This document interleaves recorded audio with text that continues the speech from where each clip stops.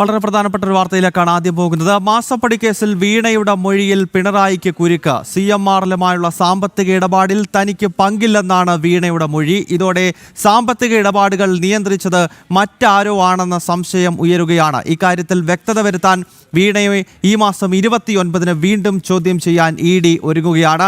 ജിജീഷ് കരുണാകരൻ വിശദാംശങ്ങളുമായി കൊച്ചിയിൽ നിന്നും ചേരുകയാണ്. ജിജീഷ്, ഈ വീണ വിജയനെ 6.5 മണിക്കൂറാണല്ലോ 3 ദിവസങ്ങൾക്ക് മുൻപ് എൻഫോഴ്സ്മെന്റ് ഡയറക്ടറേറ്റ് ചോദ്യം ചെയ്തത്. അപ്പോൾ ഈ ചോദ്യം ചെയ്യലിൽ CMRലുമായി ബന്ധപ്പെട്ട സാമ്പത്തിക ഇടപാടിനെ പറ്റി തനിക്ക് അറിയില്ല എന്ന മൊഴിയാണ് ED ഉദ്യോഗസ്ഥർക്ക് മുന്നിൽ വീണ നൽകിയത്. അങ്ങനെയെങ്കിൽ ഈ ഇടപാടുകൾ നടത്തിയിരിക്കുന്നത് പിതാവായ പിണറായി വിജയനാണ്, മുൻ മുഖ്യമന്ത്രിയാണ് എന്ന നിഗമനത്തിലേക്ക് ED എത്തുകയാണോ? അങ്ങനെയെങ്കിൽ മുൻ മുഖ്യമന്ത്രി ഇപ്പോഴത്തെ പ്രതിപക്ഷ നേതാവിന് വലിയ കുരുക്കാണ് കാത്തിരിക്കുന്നത് എന്ന് വേണ്ടേ മനസ്സിലാക്കാൻ? ജിജീഷ്.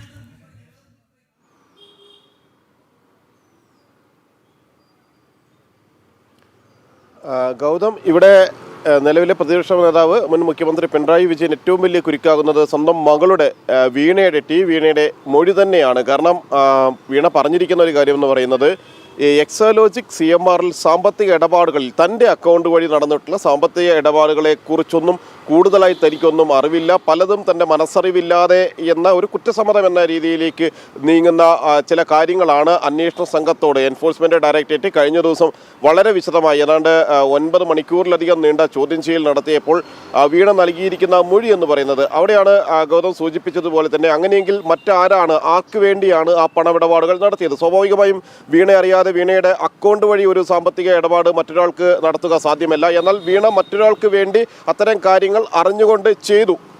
ചില ഇടപാടുകൾ നടത്തണം, അല്ലെങ്കിൽ മറ്റു ചില സാമ്പത്തിക ഇടപാടുകളുണ്ട്, അത് ഈ അക്കൗണ്ടുകൾ വഴി വേണമെന്ന് ചിലരെങ്കിലും നിർദ്ദേശിച്ചത് പ്രകാരം വീണ അത്തരം കാര്യങ്ങൾ ചെയ്തു എന്ന് പൂർണ്ണമായും മനസ്സിലാക്കാൻ കഴിയുന്ന രീതിയിലേക്ക് തന്നെയാണ് വീണയുടെ മൊഴി പോകുന്നത്. അതുകൊണ്ട് തന്നെയാണ് ഇക്കാര്യത്തിൽ പിണറായി വിജയൻ അടക്കമുള്ള ആളുകൾക്ക് കുരുക്ക് മുറുകുന്നത്. കാരണം വീണയുമായി ഏറ്റവും അടുപ്പമുള്ള ആളുകൾ സംശയ നിഴലിലേക്ക് വരുന്നു. രാഷ്ട്രീയ സ്വാധീനമുള്ള ഭരണസിരാകേന്ദ്രങ്ങളിൽ കൃത്യമായ സ്വാധീനം ഉറപ്പിക്കാൻ കഴിഞ്ഞ ആരെങ്കിലും ഇക്കാര്യത്തിൽ ഇടപെടൽ നടത്തിയിട്ടുണ്ടോ? CMRന് അനധികൃതമായി എന്തെങ്കിലും സഹായങ്ങൾ അത്തരം ഭരണകേന്ദ്രങ്ങളിൽ നിന്ന്, ഭരണതലപ്പത്തുണ്ടായിരുന്ന ആളുകളിൽ നിന്ന് ലഭിച്ചിട്ടുണ്ട് എങ്കിൽ സ്വാഭാവികമായും അവർക്ക് പ്രതിഫലം ലഭിച്ചിട്ടുണ്ടാകും. ആ സാമ്പത്തിക ഇടപാടുകൾ എങ്ങനെയെല്ലാമായിരിക്കും നടന്നത് തുടങ്ങിയ കാര്യങ്ങളിലെല്ലാം തന്നെയാണ് വിശദമായ ഒരു അന്വേഷണം കള്ളപ്പണ ഇടപാടുകളുമായി ബന്ധപ്പെട്ട കേസിലൂടെ എൻഫോഴ്സ്മെന്റ് ഡയറക്ടറേറ്റ് നടത്തുന്നത്. അവിടെയാണ് വീണ മാത്രമല്ല പിണറായി വിജയൻ അടക്കമുള്ള കുടുംബാംഗങ്ങൾ കൂടി ഉത്തരം പറയേണ്ട ഒരു സാഹചര്യമുള്ളത്. വീണയുടെ അക്കൗണ്ടിലേക്ക് വന്ന പണം, വീണയുടെ അക്കൗണ്ടിൽ നിന്ന് പോയ പണം, അതെല്ലാം തന്നെ ആർക്ക് വേണ്ടിയുള്ള ഇടപാടുകളായിരുന്നു? CMRൽ എന്തിന് 2,72,00,000 രൂപ കൃത്യമായി വീണയുടെ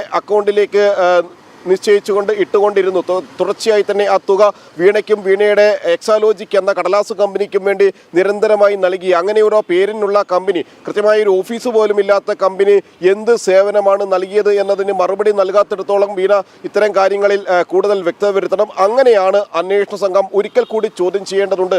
വിശദമായി ചോദ്യം ചെയ്ത് മാത്രമാണ് ഈ അന്വേഷണം മുന്നോട്ട് കൊണ്ടുപോകാൻ കഴിയുകയുള്ളൂ എന്ന ഒരു നിഗമനത്തിലേക്ക് എത്തുന്നതും. അന്ന് തന്നെ ചോദ്യം ചെയ്യാൻ വിളിപ്പിച്ചപ്പോൾ തന്നെ ആ ദിവസം തന്നെ ചോദ്യം ചെയ്യൽ പൂർത്തിയാക്കി 29-ന് വീണ വീണ്ടും വരണമെന്ന് മൊഴിയുടെ അവസാനം രേഖപ്പെടുത്തി വിട്ടയക്കുന്നത്. സാധാരണ നിലയിൽ ഒരിക്കൽ ചോദ്യം ചെയ്യാൻ വിളിപ്പിച്ച ആളുകൾക്ക് വീണ്ടും മറ്റൊരു സമൻസ് നൽകുന്നതിന് പകരം വിളിപ്പിക്കുന്ന അതേ ഘട്ടത്തിൽ അവരുടെ മൊഴി രേഖപ്പെടുത്തുന്നതിനൊപ്പം ഏത് ദിവസമാണ് വരുന്നത് എന്ന് രേഖപ്പെടുത്താറുണ്ട്. അങ്ങനെ 29-ാം തീയതി വീണ ഒരിക്കൽ കൂടി ഹാജരാകണം.